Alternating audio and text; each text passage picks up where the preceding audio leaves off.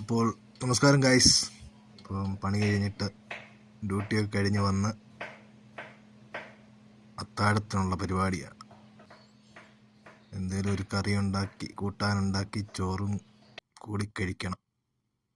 ഇതാണ് പ്രവാസികളുടെ life, bachelor life. Company മെസ്സൊക്കെ ഉള്ളവർക്കാണെങ്കിൽ കുഴപ്പമില്ല, എങ്കിലും കുറേ കഴിച്ച് കഴിയുമ്പോൾ മെസ്സിൻ്റെ ഫുഡും മടുക്കും. അപ്പോൾ ഇതുപോലെ ഇടയ്ക്കൊക്കെ ഉണ്ടാക്കി കഴിക്കാൻ സാധിക്കും. ഇതൊക്കെ എൻ്റെ അമ്മയുടെ കയ്യിൽ നിന്ന് കിട്ടിയ റെസിപ്പികളാണ്. പക്ഷേ അമ്മ ഉണ്ടാക്കുന്നതിൻ്റെ അത്രയൊന്നും എത്താറില്ല. അമ്മ പണ്ട് ഈ ഇരുമ്പ് ചട്ടിക്കകത്ത് ഉണ്ടാക്കുക, ഇരുമ്പ് ചീഞ്ചട്ടിക്കകത്ത്. നല്ല ടേസ്റ്റായിരുന്നു. ഉരുളക്കിഴങ്ങ് മെഴുക്ക് പുരട്ടി, അതും ചമ്മന്തിയും മുട്ട പൊരിച്ചതും കൊണ്ടൊക്കെയാണ് സ്കൂളിൽ പോയിക്കൊണ്ടത്. ലാസ്റ്റിലത് ആ ചട്ടിക്കകത്ത് കുറച്ച് ചോറങ്ങോട്ടിട്ട് ഇളക്കി അങ്ങോട്ട് തരും. എന്ത് ടേസ്റ്റായിരുന്നു! അത് അമ്മയുടെ സ്നേഹവും എല്ലാം കൂടെ ചാലിച്ചതായിരുന്നു. അപ്പോൾ നമ്മളെന്ത് കാര്യങ്ങളും ചെയ്താലും സ്നേഹത്തോടെ ആത്മാർത്ഥമായിട്ട് ചെയ്തു കഴിഞ്ഞാൽ അതിന് പ്രത്യേക ഒരു ഭംഗിയായിരിക്കും. ഫുഡൊക്കെ ഉണ്ടാക്കുന്ന ഒരു സന്തോഷത്തോടെ സ്നേഹത്തോടെ ആത്മാർത്ഥമായിട്ട് ഉണ്ടാക്കി കഴിഞ്ഞാൽ കഴിക്കുന്നവർക്കും അത് പ്രത്യേക രുചിയായിരിക്കും. അപ്പോൾ കഴിക്കാനായിട്ട് സുപ്രയൊക്കെ മരിച്ചു നിലത്തായിരിക്കുന്നത്, എല്ലാവരും കൂടെ വട്ടം ചേർന്ന്.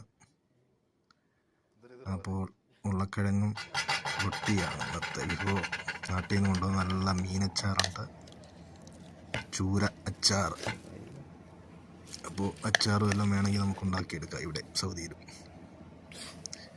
അപ്പോൾ എല്ലാം കൂടെ ചേർത്ത് ഒരു പിടി. അതാണ് നാട്ടിലെ ടേസ്റ്റ്,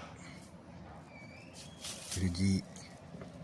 ഇപ്പോൾ നാട്ടിലെ ടേസ്റ്റ് എല്ലായിടത്തും കിട്ടും. പിന്നെ അമ്മമാരൊക്കെ ഉണ്ടാക്കുന്നതിന് പ്രത്യേക ഒരു ടേസ്റ്റാണ്. അതൊക്കെ മാറി നിൽക്കുമ്പോഴാണ് അതിനെപ്പറ്റിയൊക്കെ നമ്മൾ ചിന്തിക്കുന്നതും മനസ്സിലാക്കുന്നതൊക്കെ. ഞാൻ 10-18 വയസ്സ് മുതൽ മാറി നിന്നുകൊണ്ട് അതിൻ്റെ എല്ലായ്മയൊക്കെ മനസ്സിലാവും, പല ദേശങ്ങളിൽ നടന്നിട്ടുള്ളതുകൊണ്ട്. അപ്പോൾ നമുക്ക് സ്വന്തമായിട്ട് നമ്മുടെ അടുത്തുള്ള പോകുന്നതിനും നമുക്ക് ഭംഗി ഉണ്ടാകത്തില്ല. എല്ലാം നഷ്ടപ്പെടുമ്പോഴോ അല്ല മാറി നിൽക്കുമ്പോഴാണ് അതിന് ഭംഗി തോന്നുന്നത്. അപ്പോൾ പ്രവാസത്തിൻ്റെ ഓരോ എപ്പിസോഡുകൾ ഇങ്ങനെ നടന്നുകൊണ്ടിരിക്കുകയാണ്. കൊള്ളാം, ടേസ്റ്റുണ്ട്, നോട്ട് ബാഡ്.